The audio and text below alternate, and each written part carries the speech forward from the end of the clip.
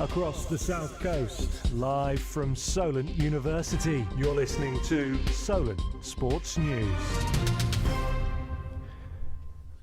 Good afternoon, it's 3 o'clock. I'm George Venn. I'm here with your Solent Sports News headlines. Southampton chairman Henrik Kraft has revealed that over the summer the club agreed personal terms with players Cody Gakpo and Goncalo Ramos. In a recent interview with The Athletic, Kraft said despite their best efforts, Saints were unable to sign the two highly rated European talents. BBC South News sports editor Lewis Coombs told us that pressure is now mounting on the ownership Sports Republic to back Nathan Jones with a new forward in January.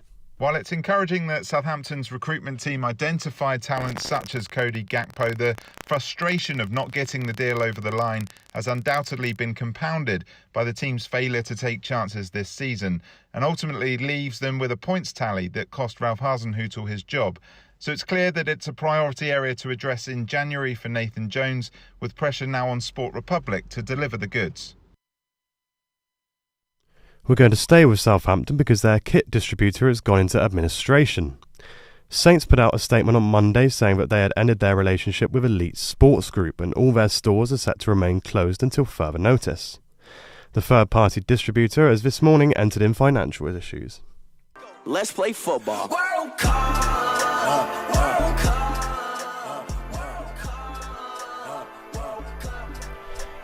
Switzerland came out 1-0 victors over Cameroon earlier today. The Cameroonian-born Breel Mbolo put Switzerland ahead in the 48th minute. Shaqiri's ball in, surely! Breel Mbolo is there to put Switzerland in front. Breel Mbolo looked a bit emotional when he tucked it away. He was born in Cameroon and there was no chance he was going to miss that. Elsewhere in that group, Brazil will take on Serbia tonight at 7 o'clock. Today's 1 o'clock kickoff saw Uruguay take on South Korea at the Education City Stadium in Group H. Uruguay's Diego Godin hit the post in the first half in what was the best chance of the game. Cristiano Ronaldo will play his first game since his controversial exit from Manchester United today. The 37-year-old is currently clubless as he looks to impress potential takers on what may be his last World Cup. He'll captain Portugal for their match with Ghana later this evening. His former teammate and Manchester United captain Bruno Fernandes had this to say in a translated clip. Well, I don't feel uncomfortable. I don't have to pick a side. It was a privilege to play at the national team with Cristiano. And at the club, to play at the club, it was a dream, and I've always said that. England captain Harry Kane is fit to play in their World Cup match against the USA tomorrow. The striker had a scan on an ankle injury picked up in their opening 6-2 victory over Iran on Monday. Boss Gareth Southgate told ITV that Kane is fine and also says that centre-back Harry Maguire is feeling much better regarding his illness. He's good, yeah. He's worked a little bit more individually today, but we'll be back in with the team tomorrow and good for the game. Did he need a scan? We just checked him out just to see. I think sometimes when you're treating things, it's important to know exactly what's there, and that was all good. Was there a concern at any point? Because he's obviously had ankle issues before. Yeah, no, it's not so much the ankle.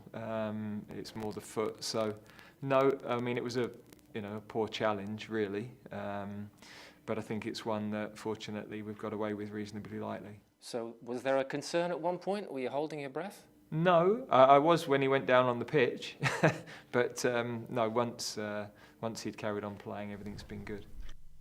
Sticking with that game now, the USA manager Greg Berhalter believes England's recent record at major tournaments has been outstanding. He says his opposite number has turned England back into one of the most feared teams in the world. His record in major tournaments has been outstanding, and there's no denying that. Fourth place finish at 2018, second place finish at the Euros. So he's done a great job with his team, and they got off to a great start, and they're a formidable opponent. It's going to be a difficult game for us. Joining us now in the studio is our American correspondent, Isaiah Hoyle. Isaiah, what's the thoughts ahead of this one from the other side of the pond? Yeah, cheers, George. This U.S. team has really struggled to play a complete 90 minutes away from home under Greg Berhalter. In qualifying, only one of their 7 wins and 3 of their 4 losses were on the road. So that away form was always going to be the biggest concern for this team coming into a World Cup so far from home. And against Wales, they were excellent in the first half and then came out in the second and they just didn't look up for it. And in the end, that's really what cost them 2 points. If they had been able to carry that momentum over to the second half, they'd have been much better off. And I think, really, if they want any hope of a result against England, they're going to need to be able to cede possession and try to play a strong full 90 minutes. After that result, that you mentioned against the Wales in the game ahead tomorrow, what's your predictions for the result tomorrow? Do you think you can get a point at all against the English? I think if we do, it'll be because we'll be able to sit in deep and hit them on the counter. But we're going to need big performances from someone like people like Tyler Adams and Weston McKennie to neutralise that England midfield. Thanks, Isaiah. Moving on to cricket, and England cricketer Jofra Archer says he's feeling the effects of playing his first competitive match in 16 months. The fast bowler returned for the England Lions side yesterday as he continues his return from a series of injuries.